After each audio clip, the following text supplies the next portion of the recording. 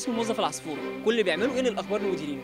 هل بيبقى عندك النوع ده او بتعانيه من شغلك النوع دوت؟ هي ده حقيقة يعني في أي مكان بيبقى في ناس مقربين جدا من رئيس القسم رئيس التحرير أو بصفة عامة يعني في الرؤساء والمديرين بيبقى موجود وإحنا كلنا بنعاني من الموضوع ده. لا كتير، كذا واحد يعني. الناس بتبقى موجودة في كل شركة بتحب تنقل الكلام، بتحب فاهم أي خبر على طول بيروح يقولوا للمديرين بتوعه.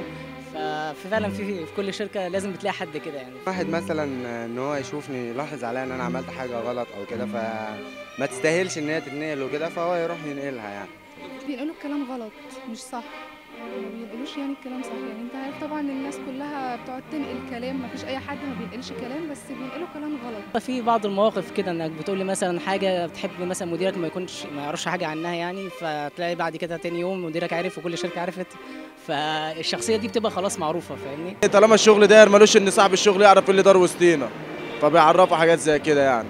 تأخير، مثلا عايز يمشيني من مصلحة عشان ما استرزقش معاه، فبيوقف بالعند الواحد ايه انه يرقد له لاي حاجه ضاره بيه.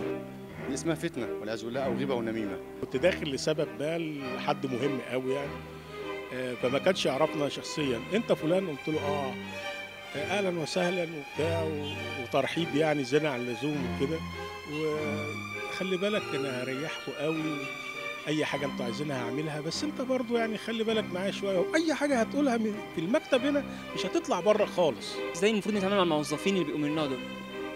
والله ما نقولهمش حاجه، ما يعرفوش اي حاجه عننا. اما الاقي واحد عصفوره كده ينقل كلامي لا ما اثقش فيه طبعا. واحد في وسط 100 مشكله، ما هو بينقل اخبار ال100. دي حاجة مش في إيدينا.